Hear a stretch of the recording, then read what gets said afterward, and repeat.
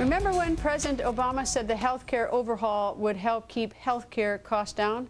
Well, maybe not so fast, because according to a new report in the Wall Street Journal, some health insurers plan to hike premiums up on consumers up to 9%. And they say the increases are a direct result of the new healthcare law. The hikes will largely apply to policies for individuals and small businesses. Is this yet another political problem for the Democrats? Former White House Press Secretary Dana Perina joins us live. There are two issues. One is the issue of the poor people who have to pay increased premiums, and the second is the political ramifications. Right. The people that this increase will hit is not necessarily the people who work for big corporations and have secure jobs. They're not going to take mine. Right. They're not going to take mine. Somebody like me, who as my own business, it will probably hit me more. But that, aside from that, people who have lost their jobs and have decided that they really want the security of having a health insurance plan, want to make sure they provide for their families, and maybe they have a small business, maybe they're sort of living month to month, those are the people that are going to get hurt by this. But I think it's even a bigger problem, though, because I think people will stop paying at all and hope to avoid paying the penalty, hope not to get caught. If they do get caught, they pay, what, a $600 or $700 penalty, which is not enough to pay into the pool to manage to pay the other costs associated with it. So I think it actually could have a greater economic cost. That, or, people could make the choice, is it time for my family to go onto the Medicare rolls?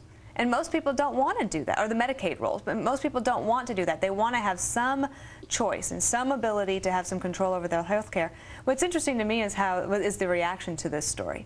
Because to me, it was a statement of the obvious. I mean, what did they expect was going to happen? You learned this in high school, right? There's no such thing as a free lunch. Well, I think as sort of we go through sort of the numbers, we don't know exactly what's going to happen because it's not going to go into effect until 2014. But the other interesting aspect is whether it has any political ramification. And I don't know, but it seems like people are so interested in the economy right now that the federal health care seems like old news.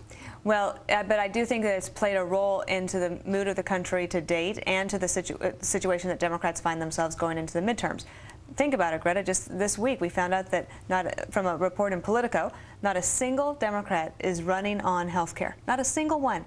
And it amazes me to think, do they want to be reelected so badly that they can't stand on their convictions when they voted for him in the first place? Yeah, but what? I don't blame them for not running on it, because I wouldn't run on it if I hadn't read it. And I don't think there's a single person who read it or understood it. I mean, look, I don't know what we should do with health care in this country, but I know one thing is you don't pass a giant bill and you don't bother to read it. You don't know the ramifications, because you know all hell is going to break loose. I mean, it doesn't take and then walk away.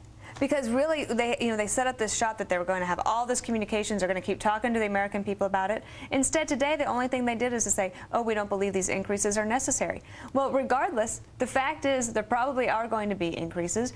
People are frustrated with the economy. They do remember that health care bill fight, and that's what really started the precipitous downfall of the president's approval ratings. Well, but of course, I think that his approval ratings probably hit the skids with the stimulus bill because it wasn't bipartisan, and that spawned the Tea Party. Well, that was pretty early. But it was in February of '09. But that then spawned immediately the Tea Party movement, and then you had the town halls, and all of a sudden the people in America were saying, what about this health care provision that you're trying to provide to us, and you don't even read it? The president said, I'll go line by line by line through the health care bill. He said it. Congressman Rowe from Tennessee says, great idea, I'll take you up on it, and writes him a letter and gets no response. He doesn't want to go line by line because nobody's ever gone line by line. Nobody even knows what's in the health care bill. Well, and that's exactly, so here we are today, right? And so we have this bill. Still nobody knows what's in it. Remember, Speaker Pelosi famously said you have to pass it before you know what it's going to be like. That's what we could find in the financial regulatory reform bill. The cap and tax bill did not pass. I do think we need some sort of an energy security, energy policy bill or policy that is articulated from the White House and from Congress, because they have a responsibility to do it as well. But health care has been the crux of it. And I agree with you.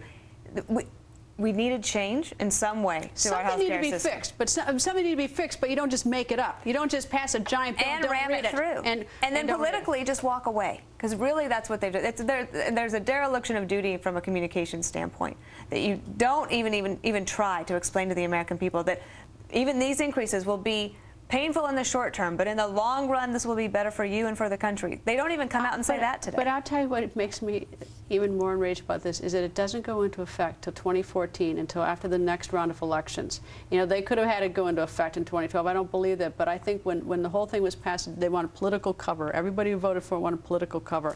And you do that by putting it off far enough ahead and say, don't blame me. But it didn't work. the political cover has actually they're completely exposed. And now not a single Democrat is running an ad on health care. It's a huge singular legislative achievement for the Democrats, and they're abandoning their president as well in his time when he needs them more than ever. What do you make of President Obama going to Ohio, to minority campaigners' territory? It reminded me of back in 2002 when President Bush had his first midterm election, that this would have been the equivalent of President Bush chasing around Dick Gephardt all around Missouri, responding to him. I don't think that it was a good idea. I also don't think it was a good idea to dribble out the economic package. I think they should have done something bigger, because now it's all sort of mush.